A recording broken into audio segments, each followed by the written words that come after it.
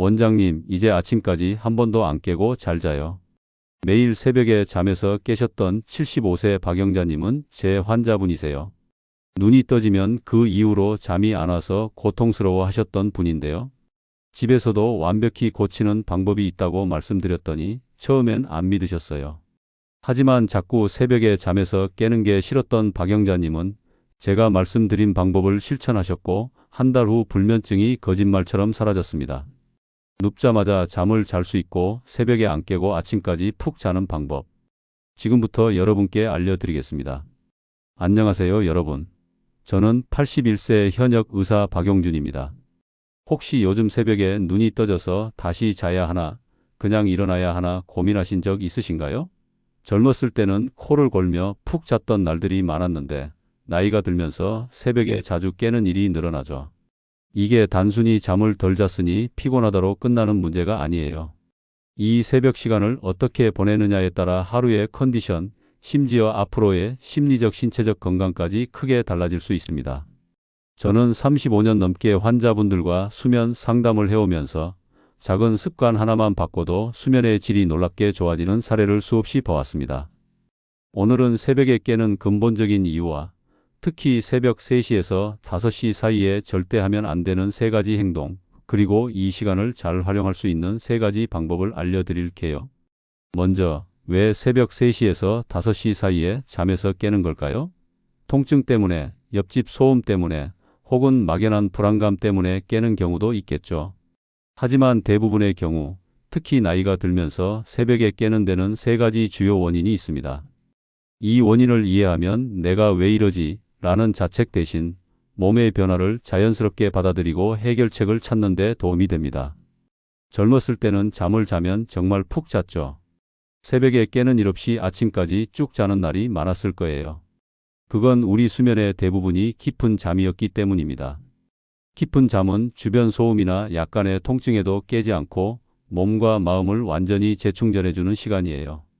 그런데 60세를 넘기면서 이 깊은 잠이 5% 이하로 줄어들고 수면의 95% 이상이 얕은 잠으로 바뀝니다. 얕은 잠에서는 작은 소리, 예를 들어 옆방에서 나는 TV 소리나 무릎의 작은 통증에도 쉽게 깨게 되죠. 왜 이렇게 깊은 잠이 줄어들까요? 가장 큰 이유는 멜라토닌이라는 호르몬 때문입니다. 멜라토닌은 우리 몸의 자연적인 수면제라고 생각하시면 돼요. 젊었을 때는 저녁이 되면 멜라토닌이 듬뿍 분비돼서 깊고 긴 잠을 잘 수 있었지만 나이가 들면서 이 멜라토닌의 양이 반 이상 줄어듭니다. 연구에 따르면 65세 이상에서는 젊었을 때의 절반 이하로 멜라토닌이 분비된다고 해요. 그래서 밤에 일찍 졸리지만 그 잠이 오래가지 못하고 새벽에 깨는 거예요. 우리 몸에는 눈에 보이지 않는 시계가 있어요. 바로 생체 시계인데 이 시계는 언제 자고 언제 일어나야 하는지를 조절합니다. 젊었을 때는 이 시계가 아침 7시쯤 이제 일어날 시간이라고 신호를 보냈죠. 이 신호는 체온을 살짝 올리는 방식으로 전달됩니다. 체온이 올라가면 자연스럽게 잠에서 깨게 되는 거예요. 그런데 나이가 들면서 이 생체 시계가 점점 앞으로 당겨집니다. 그래서 예전에는 아침 7시에 깨던 몸이 이제는 새벽 4시나 5시에 체온을 올리기 시작하면서 일찍 깨는 겁니다.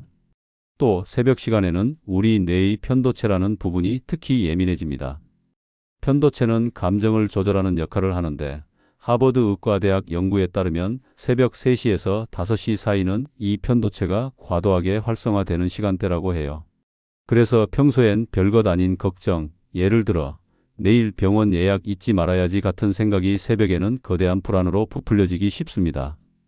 이 시간대에 깨면 작은 고민이 큰 산처럼 느껴지는 이유가 바로 여기에 있죠.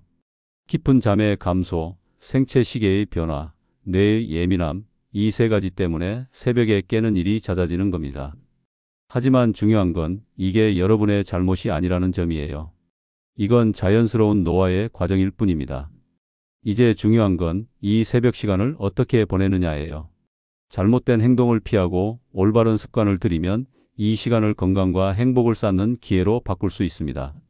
새벽에 깨는 일이 일주일에 3번 이상 반복된다면 무의식적으로 하는 행동들이 문제를 더 악화시킬 수 있습니다. 제가 35년간 수면 상담을 하면서 발견한 건 새벽에 깨었을 때 아래 세 가지 행동을 피하는 것만으로도 수면의 질이 크게 좋아진다는 점이에요. 하나씩 자세히 설명드릴게요. 1. 시계나 휴대폰을 확인하지 마세요. 새벽에 눈을 뜨면 가장 먼저 무엇을 하시나요? 많은 분들이 무의식적으로 머리맡에 시계나 휴대폰을 확인하죠. 지금 몇 시지? 아직 4시밖에 안 됐네 하면서요. 그런데 이 행동 정말 위험합니다. 시간을 확인하는 순간 우리 뇌는 경계 태세에 들어갑니다. 갑자기 남은 시간은 몇 시간? 이 정도 잤으니 내일 피곤하면 어쩌지? 하면서 계산기를 두드리기 시작하죠. 이 과정에서 코르티솔이라는 스트레스 호르몬이 분비되는데 이 호르몬은 지금 깨어 있어야 해 라는 신호를 보내 잠을 더 멀리 쫓아버립니다. 제 환자였던 68세 박순자님의 사례를 들려드릴게요. 박순자님은 평생 푹 자던 분이었는데 은퇴 후 새벽마다 깨기 시작하셨어요. 눈을 뜰 때마다 디지털 시계를 확인하시곤 했죠. 아직 4시 13분이야. 잠을 더 자야 하는데 내일 손녀 보러 갈 때 피곤하면 어쩌지 하면서 불안이 커지셨다고 해요. 결국 걱정이 걱정을 불러서 날이 밝을 때까지 한숨도 더 못 주무셨죠.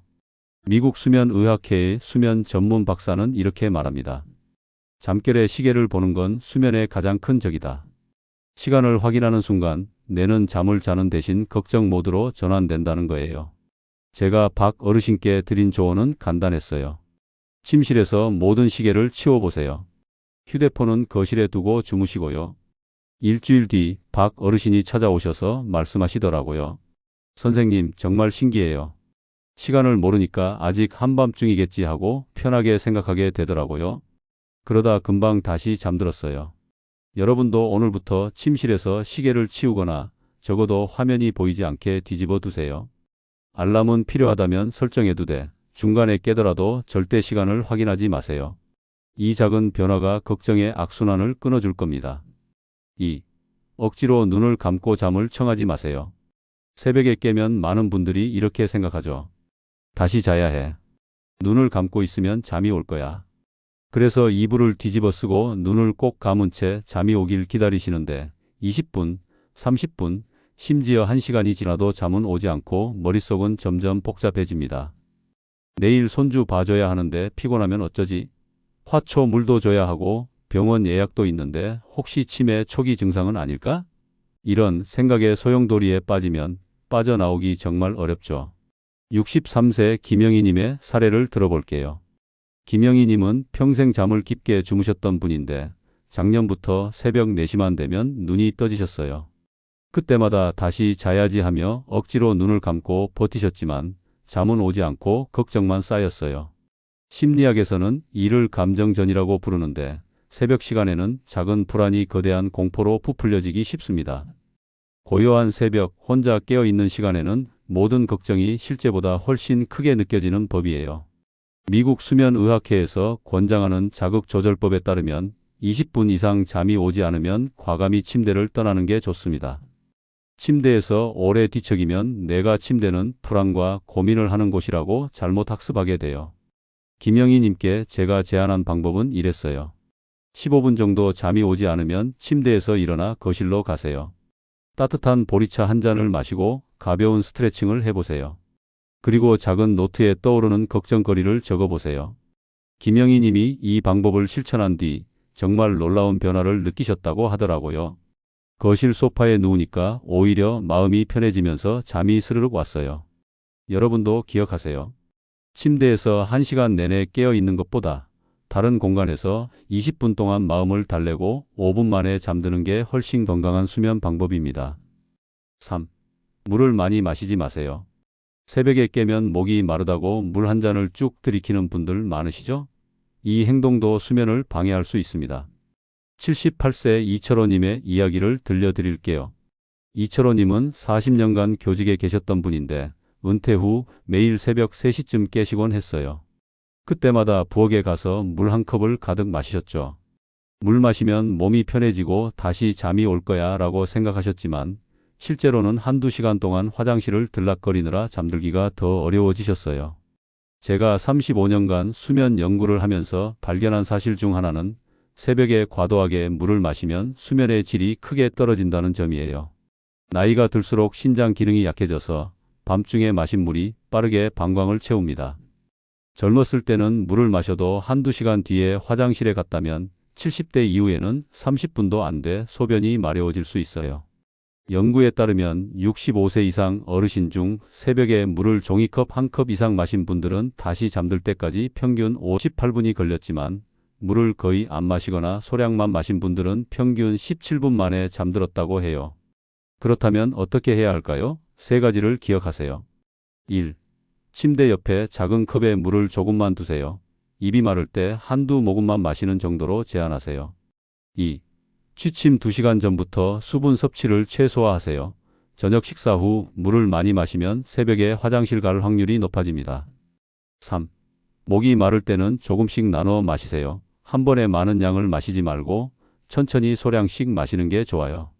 78세 이철호님은 이 방법을 실천하신 뒤 화장실 갈 일이 거의 없어졌고 새벽에 깨도 10분 안에 다시 잠들어요. 라고 말씀하셨어요. 새벽 3시에서 5시 사이는 신장에 휴식을 주는 시간입니다. 최소한의 물만 마시는 게 현명한 선택이에요. 이제 새벽에 깨었을 때 하지 말아야 할 행동을 알았으니 이 시간을 잘 활용하는 방법을 알려드릴게요. 아래 세 가지 방법은 단순하지만 과학적으로 효과가 입증된 것들입니다. 모두 다 할 필요는 없어요. 여러분에게 가장 끌리는 한 가지만 꾸준히 실천해 보세요. 1. 따뜻한 물 한 잔과 손발 마사지. 첫 번째 방법은 간단하지만 정말 효과적이에요. 새벽에 깨면 억지로 잠을 청하려 하지 말고 부엌으로 가서 따뜻한 물이나 보리차 한 잔을 천천히 마셔보세요. 그리고 소파에 앉아서 손과 발을 5분 정도 부드럽게 마사지해 주세요. 77세 김미연님의 사례를 들어볼게요. 김미연님은 10년 넘게 새벽 3시에 깨셔서 뒤척이시곤 했어요. 그러다 이 방법을 시도해 보셨죠. 따뜻한 물을 마시고 소파에 앉아서 손바닥을 비벼 따뜻하게 한 뒤 손가락을 하나씩 마사지하고 발바닥을 엄지로 둥글게 문지르셨어요. 그러고 나서 다시 침대에 누우셨더니 몸이 따뜻해지면서 마음도 편안해졌고 금방 잠이 들었다고 하셨어요. 왜 이 방법이 효과적일까요? 먼저 따뜻한 물은 몸의 긴장을 풀고 체온을 살짝 높여줍니다. 체온이 올라갔다가 내려가면서 자연스럽게 졸음이 오죠. 또 손과 발에는 신경 끝점이 많아서 이곳을 마사지하면 부교감 신경이 활성화됩니다. 부교감 신경은 몸을 휴식 모드로 전환시켜 쉽게 잠이 오도록 만듭니다. 특별한 기술은 필요 없어요. 그냥 손바닥을 비벼서 따뜻하게 하고 손가락과 발바닥을 부드럽게 문질러 주세요. 2. 감사 일기와 걱정 상자. 새벽에 깨면 걱정이 꼬리에 꼬리를 물고 밀려오죠. 자식들 잘 지낼까? 내 건강은 괜찮을까? 이런 생각들요. 하버드 의대 연구에 따르면 새벽 시간에는 뇌의 편도체가 예민해져서 작은 고민도 크게 느껴진다고 해요. 이걸 해결하는 방법이 감사 일기와 걱정 상자입니다. 83세 박순호님의 이야기를 들어볼게요. 박순호님은 새벽에 깨면 자녀와 건강 걱정으로 가슴이 답답하셨죠. 그래서 침대 옆에 작은 노트와 예쁜 상자를 두셨어요. 새벽에 깨면 먼저 노트에 어제 감사했던 일을 3가지 적으셨어요. 손주 전화 받아서 기뻤다. 맛있는 된장국 먹었다. 날씨가 따뜻했다. 같은 소소한 것들이요. 그 다음 걱정되는 일들을 작은 종이에 적어서 상자에 넣으셨어요. 박순호님은 걱정을 상자에 넣고 나면 머릿속이 비워지는 느낌이었어요. 그러고 나니 금방 잠이 오더라고요 라고 하셨어요. 이 방법이 효과적인 이유는요. 감사 일기를 쓰면 뇌의 전전두엽이 활성화되면서 긍정적인 생각이 늘어나기 때문이에요. 걱정 상자는 심리적으로 지금은 이 문제를 해결할 때가 아니야 라고 마음을 정리하게 해줍니다. 캘리포니아 대학 연구에 따르면 감사 일기를 3주간 쓴 어르신들의 수면 질이 41% 향상되고 아침 활력이 28% 증가했다고 해요. 오늘 밤 침대 옆에 노트와 상자를 준비해 보세요. 3. 감각 명상. 마지막 방법은 감각 명상입니다. 이건 단순히 잠을 위한 방법이 아니라 불안 치료에도 쓰이는 강력한 기술이에요. 76세 이명자님의 사례를 들어볼게요.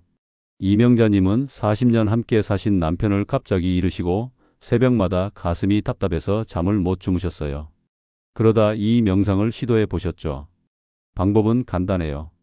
새벽에 깨면 침대에 누운 채로 5가지 감각을 천천히 느껴보는 겁니다. 눈으로 볼 수 있는 5가지: 창문, 옷장, 천장의 문양, 침대 이불, 문 손잡이.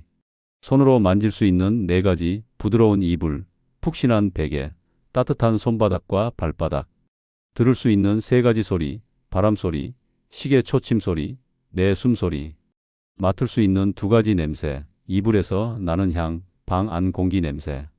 맛볼 수 있는 1가지 맛, 입안의 느낌. 이명자님은 3번째, 4번째 단계쯤 가니까 마음이 차분해졌어요. 걱정이 멈추고 지금 이 순간 편안한 침대에 누워 있구나 라는 생각만 남았다고 하셨어요. 이 방법은 내가 걱정 모드에서 지금 이 순간에 집중하도록 전환시켜 줍니다. 불안한 생각이 구름처럼 흩어지고 평온함이 찾아오죠. 새벽 시간을 선물로 만드는 마음가짐.